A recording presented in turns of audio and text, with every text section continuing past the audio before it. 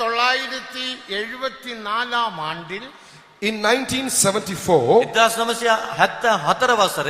அடையார் விசுவாச வீட்டில் pastor AC Thomas அவர்களும் பாஸ்டர் சி ஜான் அவர்களும் ஒருமித்து இருந்து பேசினார்கள். Pastor AC Thomas and Pastor C John were having a conversation in their room. Pastor AC Thomas සහ Pastor C John මේ දෙපළ ඔවුන්ගේ කාමරයේ කතා බහේ යෙදීමෙන් සිටියා. Pastor AC Thomasக்கு பணிவிட அந்த ஊழியம் செய்து கொண்டிருந்தேன். I was assisting and ministering to Pastor AC Thomas in that place. මම එම ස්ථානයේ Pastor AC Thomas තුමාට උපකාර කරමින් පසු වුණා. ரெண்டு பேரும் பிரதர் தான் சொல்லுவாங்க, பாஸ்டர் சொல்ல மாட்டாங்க. பிரதர் இத்தனை வருடம், அதாவது 37 வருடம் பாஸ்டர் ஏசி தோமஸ் அவர்கள் 1935 ஆண்டு நவம்பர் மாதம் 27ஆம் தேதி மகிமையான் ஊழியத்துக்கு இதே சிலோனிலே அவரை வேர் பிரித்தார்.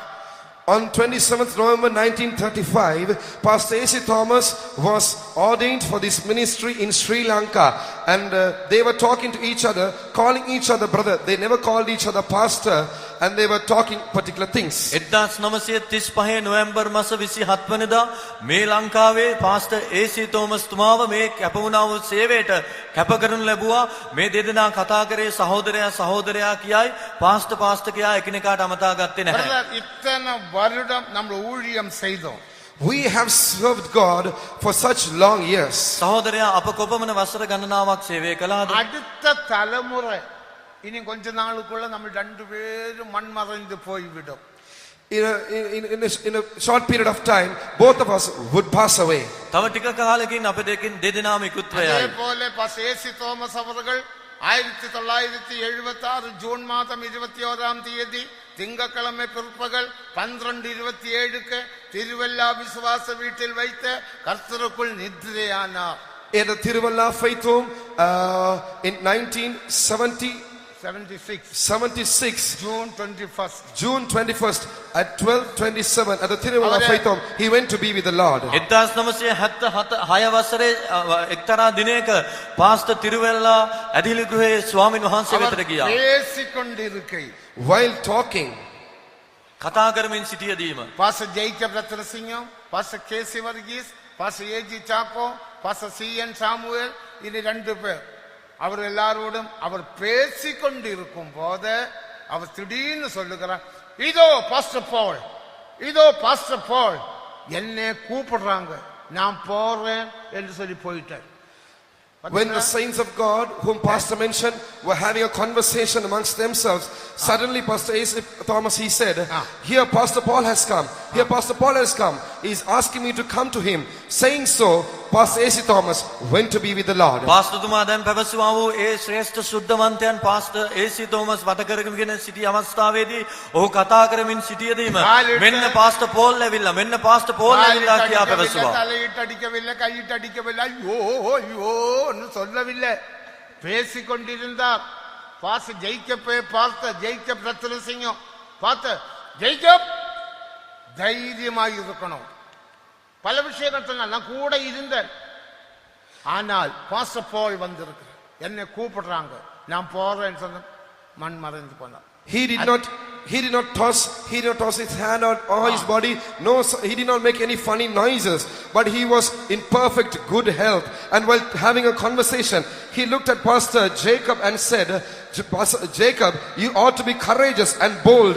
And saying so, he said, Pastor Paul has come. He's asking me to come. Saying so, he went to be with the Lord. I was there beside them. I was looking at all what was happening, and I was there in that place. Pastor බය වුණේ නැහැ, කෑකෝ ගැසුවේ නැහැ, කැළඹුණේ නැහැ, අත්පොළ සන්දේමින් කෑ ගහන්න පටන් ගත්තේ නැහැ.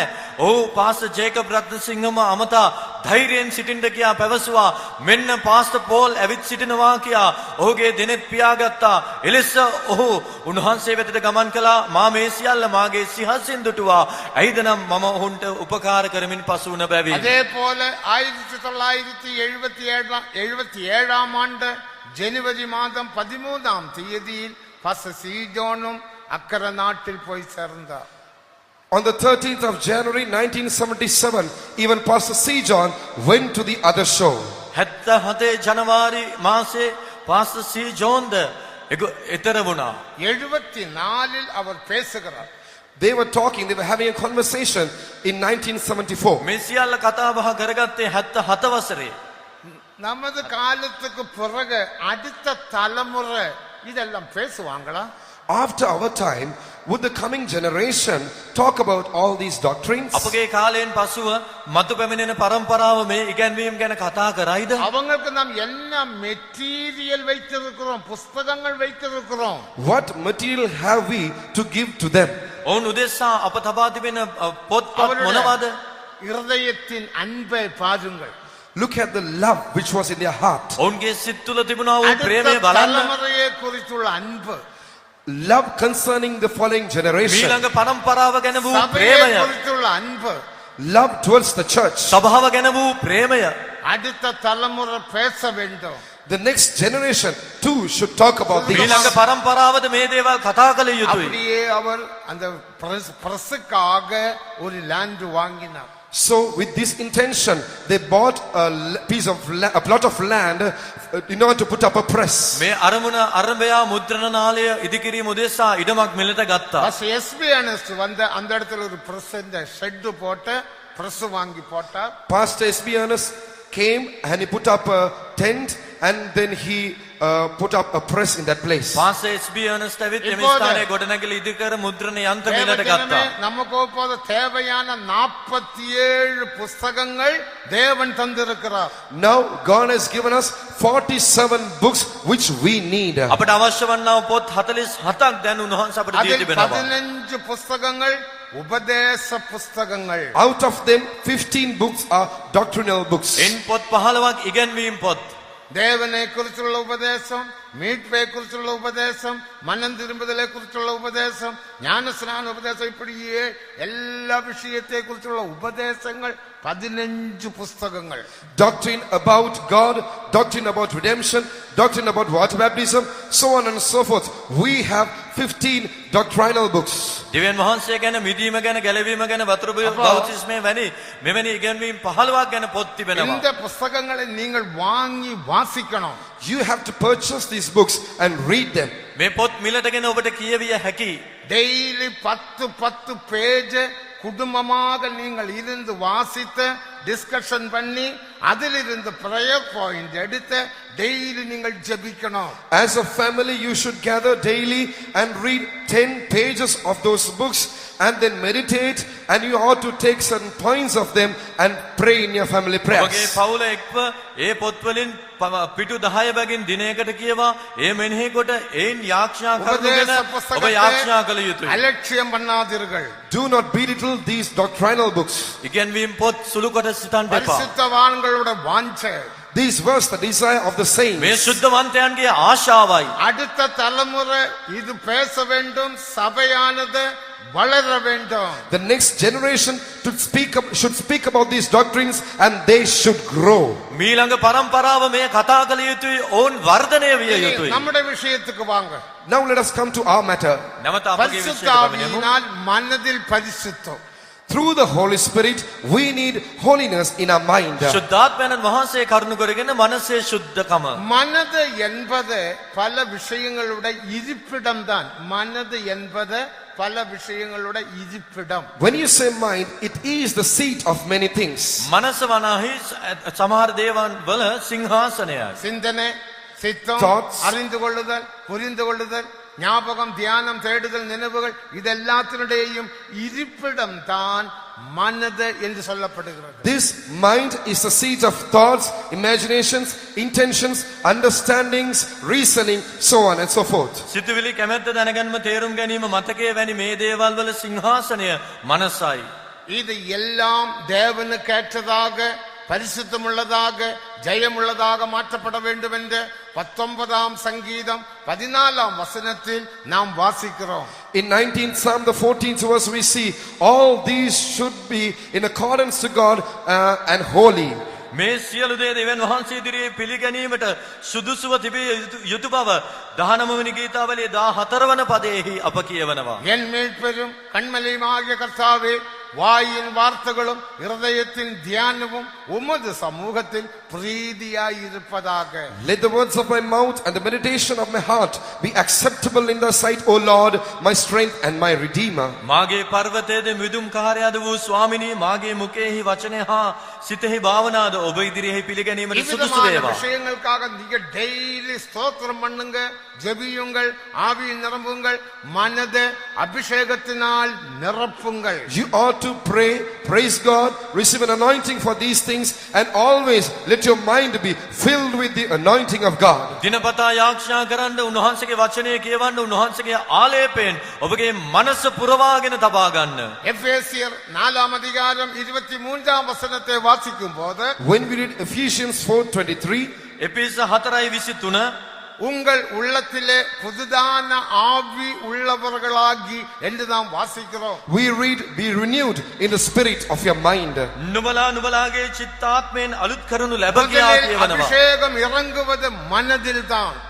First, the anointing descends on your mind. පළමු කොට ආලේපය වැසෙන්නේ මනසටයි. அதான் உங்கள் உள்ளத்திலே புதுதான ஆவி உள்ளவர்களாகி, உள்ளம் என்பது மனதை வெளிப்படுத்துகிறது ஆங்கிலத்தில். It says, be renewed in the spirit of your mind. That is, in our mind. This anointing descends first in our mind. නුඹලාගේ චිත්තාත්මයෙන් අලුත් කරනු ලැබ නුඹලාගේ චිත්තාත්මය මනස අලුත් කරනු ලබන්න ඕනේ ආලේපය කරනු කොටගෙන. எப்போதும் ஆவியில் நிரம்பி அந்நிய பாஷையில் தேவனோடு பேச வேண்டும். That is why we always ought to get filled in the spirit of God and start speaking in tongues with God. ඒ නිසා තමයි අප නිතර ආලේපයෙන් පූර්ණව අන්භාෂා කතා කරමින් උන්වහන්සේ හා සමග රහස් කතා කළ යුත්තේ. ஆவியில் நிரம்பும் போது When we get filled in the spirit, ආලේපයෙන් පිරෙන විට உங்களுடைய மனதில் பிரகாசம் உண்டாகும். there will be light in your mind. ඔබගේ මනස දීප්තිමත් වෙනවා. உங்களுடைய இருதயத்தில் சந்தோஷம் உண்டாகும். There will be joy in your heart. ඔබගේ සිතේ ප්‍රීතිය හට ගන්නවා. உங்களுடைய சரீரத்தில் விடுதலை உண்டாகும். There will be deliverance in your body. ඔබගේ ශරීරයට මිදීම ලැබෙනවා. அதுதான் தெய்வீக சுகம். That is divine healing. එය තමයි දිව්‍ය සුවය. மன மகிழ்ச்சி நல்ல ஔஷதம், முறிந்த ஆவியோ எலும்புகளை உலர பண்ணும். The gladness of your heart is a good anointment, but faintness of heart makes the bone decay. සිතේ ප්‍රීතිය හොඳ ඖෂධයකි. නමුත් அப்போ உங்களுடைய பின்னுதாவும் சித்த அட்டதிய கராய். மனதை பிரகாசமுள்ள மனதாக மாற்றிக்கொள்ளுங்கள். அபிஷேகத்தினால் பரிசுத்த ஆவியானவர் அப்படி செய்வார். Therefore, always make your heart, always make the light dawn in your heart, make your mind bright through the anointing of the Holy Ghost. The Lord brings about this brightness or light into our mind. ඒ නිසා උන්වහන්සේගේ ආත්මය ආලේපයෙන් පූර්ණ කරනු ලැබ ඔබගේ මනසත් සිතත් ආලෝකමත්ව ප්‍රීතිමත්ව තබා ගන්න. அடுத்தபடியாக Next, ඊළඟට பிலிப்பியர் 3 அதிகாரம் 3 வசனத்தின்படி Philippians, according to Philippians 3:3, පිලිප්පි 3:3 வாசிங்க. ஏனெனில் மாம்சத்தின் மேல் நம்பிக்கையாயிராமல் மாம்சத்தின் மேல் நம்பிக்கையாயிராமல் therefore having no confidence in the flesh, සිංහලෙන් 4 වන පදය මාංශය කෙරෙහි පවා විශ්වාස තබන්ට විශ්වාස නොතබා ஆவியினால் படிங்க. ஆவியினாலே தேவனுக்கு ஆராதனை செய்து ஆவியினால் தேவனுக்கு ஆராதனை செய்த அடுத்த கிறிஸ்து இயேசுவுக்குள் கிறிஸ்துவேசுவுக்குள் மேன்மை பாராட்டுகின்ற மேன்மை பாராட்டுகிற நீங்களே கிறிஸ்தசேதனம் உள்ளவர். for we are the circumcision which worship God in the spirit and rejoice in Christ Jesus and have no confidence in the flesh. මක්නිසාද චර්මච්ඡේදිතයෝ නම් දෙවියන් වහන්සේගේ ආත්මයන් වහන්සේ කරුණු කොටගෙන নমස්කාර කරන්නා වූ ஆவியினால் மனதில் பரிசுத்தம் உண்டாக வேண்டுமானால் இந்த பிலிப்பியர் 3:3 என்ற பேஸ் தேவை. If your mind is to be renewed by the Spirit, then you need to have this base which is found in Philippians 3:3.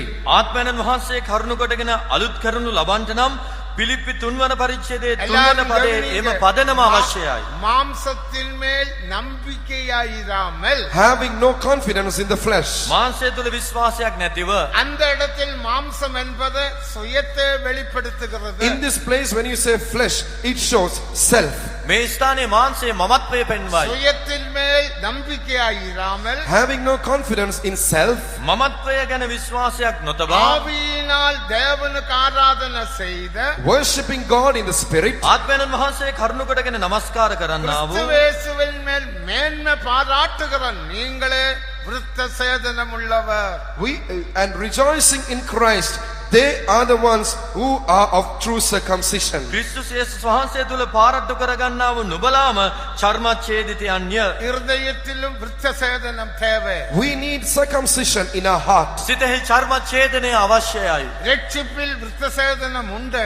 There is circumcision in salvation. ගැලවීම තුල චර්මච්ඡේදනයක් තිබෙනවා. ரோமர் 2 அதிகாரம் 28 வசனத்தில் வாசிக்கிறோம். When we read in Romans 2:28, රෝම 2:28 இதே போல அபிஷேகத்தினால் അല്ലെങ്കിൽ மாம்சத்தின் மேல் நம்பிக்கையாயிராமல் ஆவியினால் தேவனுக்கு ஆராதனை செய்த நமக்கு இருதயத்தில் விருத்த சேதனம் உண்டாகும்.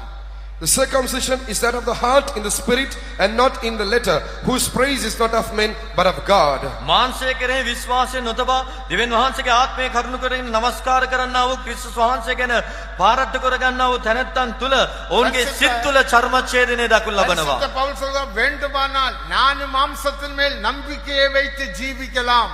St. Paul says, if I need, even I could place my confidence in the flesh and live. පවුලතුමා පවසනවා මට අවශ්‍ය නම් මාංශය කෙරෙහි විශ්වාසය 8 තබන්න පුළුවන් நாளில் விருத்த කියලා. சேதனம் பண்ணப்பட்டேன். I was circumcised on the 8th day. 7 වන දිනේදී චර්මච්ඡේදන කරනු ලැබුවෙමි. பிலிப்பியர் 5-6 வசனங்களை வாசித்துக் கொள்ளுங்கள். You read Philippians 5:6.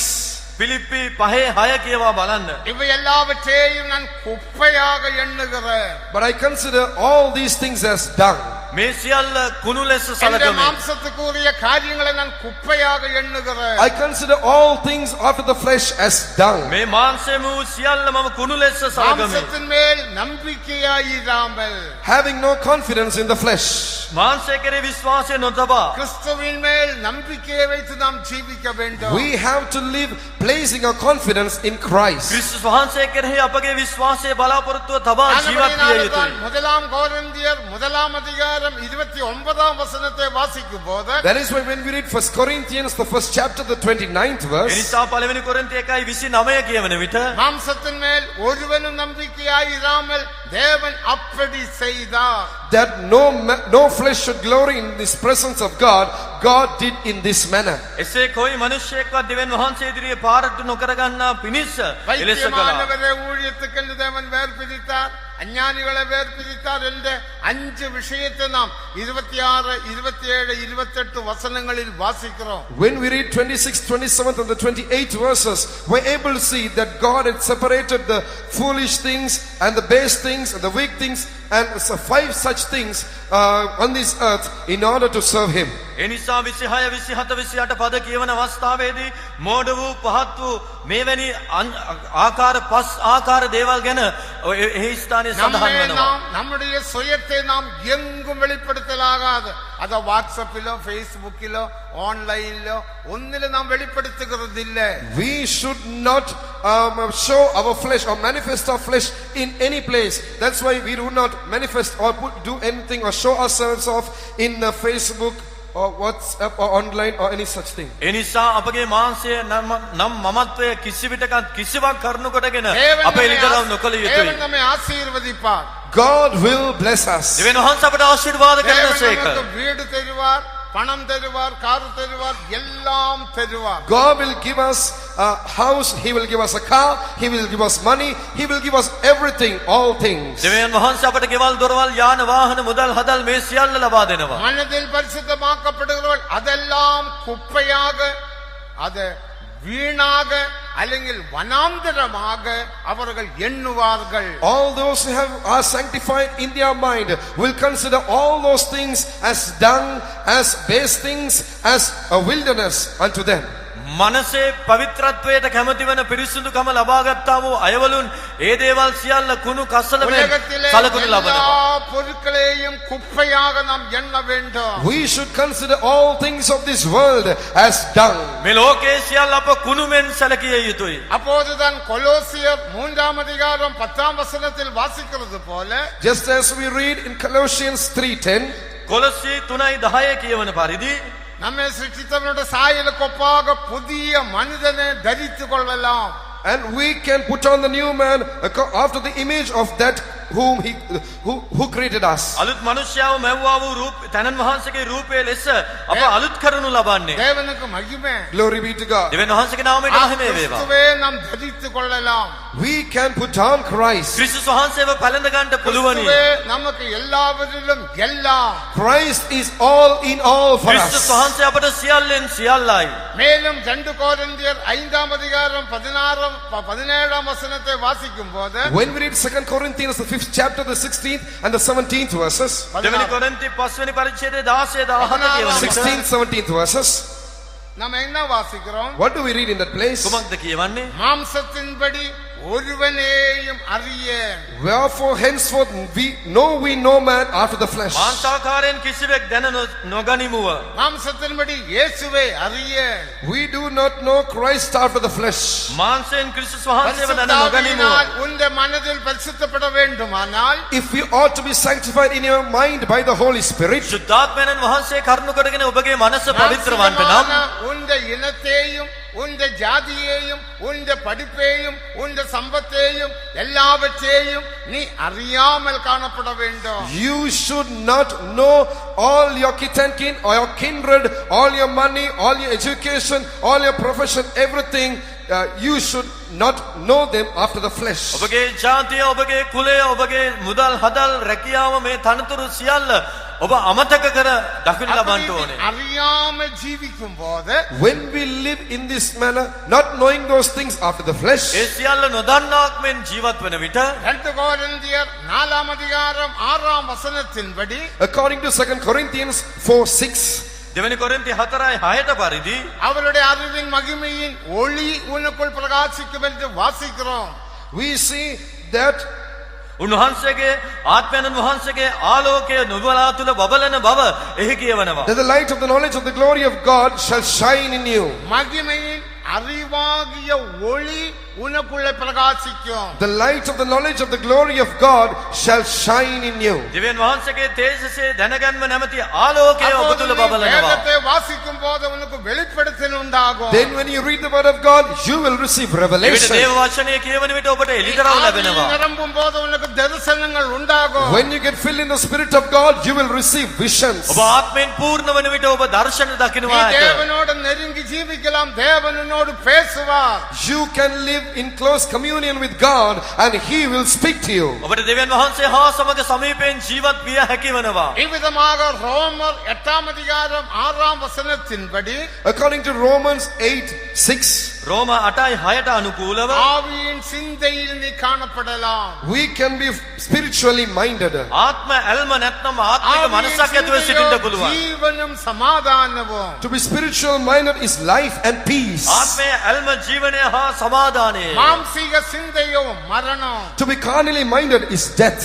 නමුත් මානසික ඇල්ම මනස මරණයයි. இந்த அறிவின் ஒளிவாகிய பிரகாசம் உனக்குள் பிரகாசிக்கும் போது When this light of the knowledge of the glory of God shall shine in you, දෙවියන් වහන්සේගේ දැනගැන්ම නැමැති තේජස අප තුල බබලන විටදී என்னுடைய சிந்தையெல்லாம் ஆவிக்குரிய சிந்தையாக மாற்றப்படும். our mind would be changed as a spiritual mind. ඔබගේ මනස ආත්මික මනසක් බවට පත් වෙනවා. ஆவியின் சிந்தையோ ஜீவனும் சமாதானமும். Spiritual mind is life and peace. ආත්මික ඇල්ම ආත්මික මනසේ ජීවනය හා இவ்விதமாக සමාදානය. நீ ජීවිக்கிற வேளையில் When you live in this manner, මෙලෙස ජීවත් වන විට நீ உலகத்தை வெறுத்து ஜீவிக்கலாம். you can live hating this ඔබට world. මේ ලෝකයට ද්වේෂ කරමින් ජීවත් நீ විය හැකියි. அதிகமாக இயேசுவை நேசித்து ஜீவிக்கலாம். You can love Jesus and live this life. යේසුස් වහන්සේට ප්‍රේම කරමින් ජීවත් විය හැකියි. உலகத்திலே எந்த பொருட்களும் உனக்கு அடிமைப்படுத்தலாகாது. No thing on this earth, no object on this earth can bring you under its bondage. මේ ලෝකයේ කිසිවකට ඔබව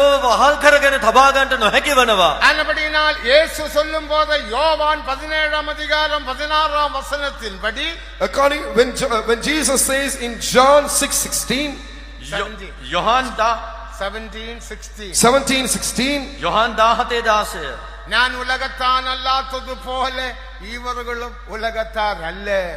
it is mentioned there, they are not of the world, even as I am not of the world. මම ලෝකයෙන් නොවන්නාක් මෙන් මොවුන්ද ලෝකයෙන් නොවේ. பரிசுத்தாவியினால் பரிசுத்தமாக்கப்பட்டால் நீ உலகத்துக்கு மரித்தவனாக காணப்படும். If you have been made holy by the Spirit of God, then you ඔබ ශුද්ධාත්මයන් වහන්සේගෙන් පවිත්‍ර කරනු நான் ලබනවා නම් உலகத்தான் அல்லாதது போல just as I am not of the world, මා ලෝකයෙන් නොවේති. இவர்களும் உலகத்தார் அல்ல.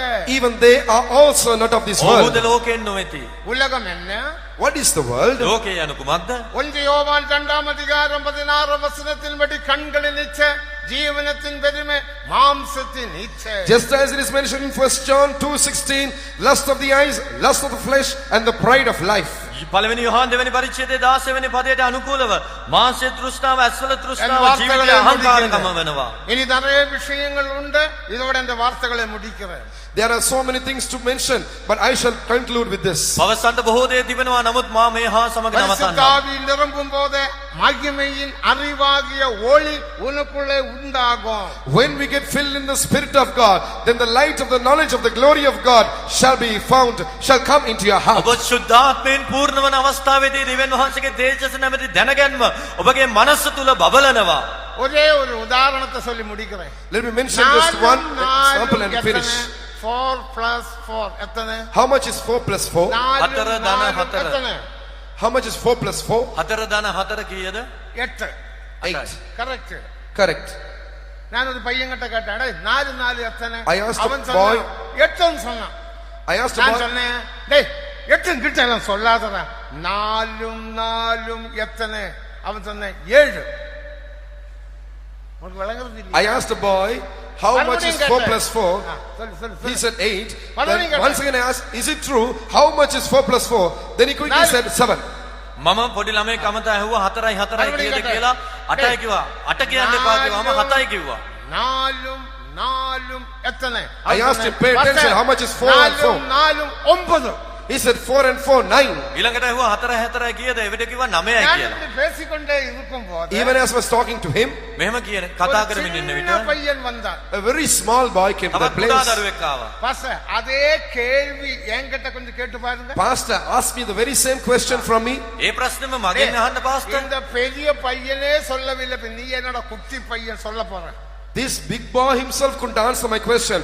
You are a little boy, how are you going to tell this? මේ වැඩිමහල් දරුවම කිව්වේ නෑ ඔබ මේ කුඩා කෙනෙක් කොහොමද කියන්න යන්නේ කියලා මම කිව්වා. என்கிட்ட கேளுங்க.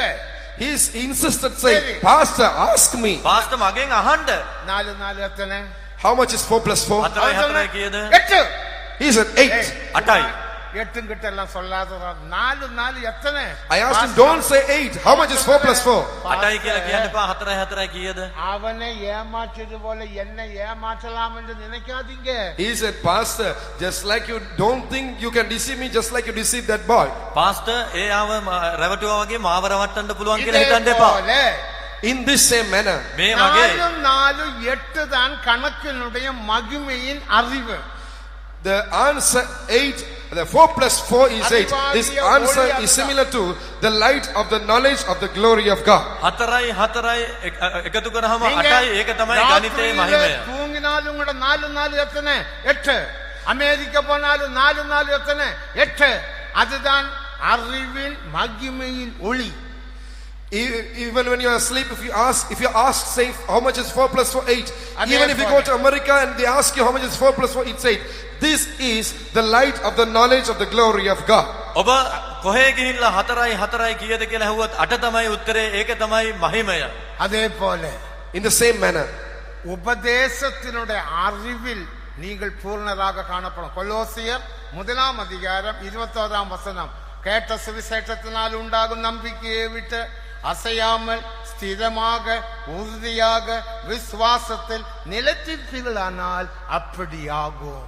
in Colossians 1st chapter, the 23rd verse, if you continue in the faith, grounded and settled, and be not moved away from the hope of the gospel, Amen. which ye had heard, and which was preached to every creature which is under heaven.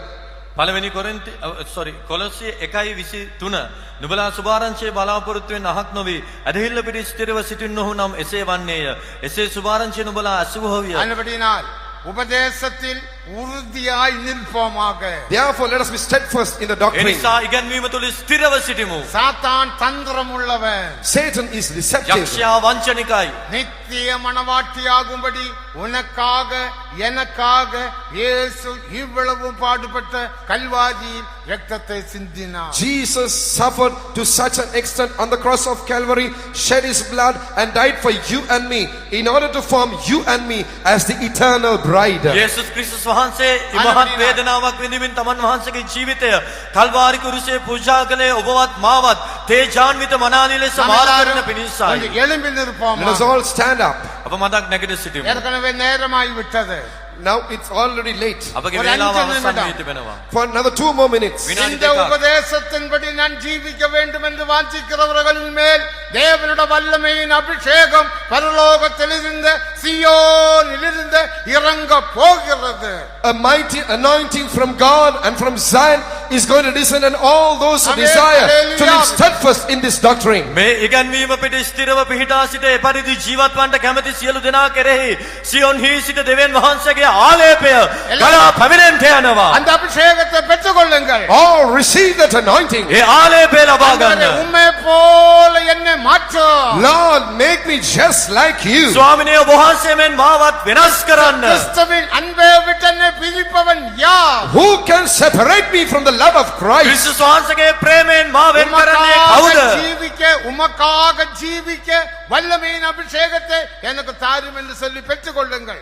Ask him saying, Lord, give me that powerful anointing, that power of the anointing in order to live for you. ඔබ උදෙසා ජීවත් වන පිණිස බලය ආලේපය ඒ බලය මට දුන මැනව කියා ඉල්ලන්න. அப்போஸ்தலரவர் நல்லுபதேசத்தை தப்பர போதித்தவரா அப்போஸ்தலரவர் நல்லுபதேசத்தை தப்பர போதித்தவரா சீரோடன் போர் புரிந்தவர் பாதங்களே சியோனில் நிற்கும் என்றுமே சீரோடன் போர் புரிந்தவர் பாதங்களே சியோனில் நிற்கும் என்றுமே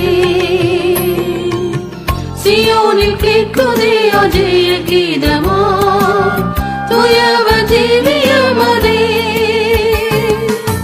சியோனில் கேட்குதே அஜய கீதமா துயவ ஜீவியமதே அன்பருடன் இவர் என்றென்றும் ஆளுவார். அல்லேலூயா அல்லேலூயா. அன்பருடன் இவர் என்றென்றும் ஆளுவார். அல்லேலூயா அல்லேலூயா. சிந்தையில் சுத்தராய் இப்பூவில் இயேசுவை சேவித்த சுத்தரவர்க்கா சிந்தையில் சுத்தராய் இப்பூவில் இயேசுவை சேவித்த சுத்தரவர்க்கா சியோனின் வேலை தீர்த்து மகிமையில்லவர் சீக்கிரம் வெளிப்படுவார் சியோனின் வேலை தீர்த்து மகிமையில்லவர் சீக்கிரம் வெளிப்படுவார் சியோனில் கேட்குதே அஜய கீதமா துயவ ஜீவியமதே சியோனில் கேட்குதே அஜய கீதமா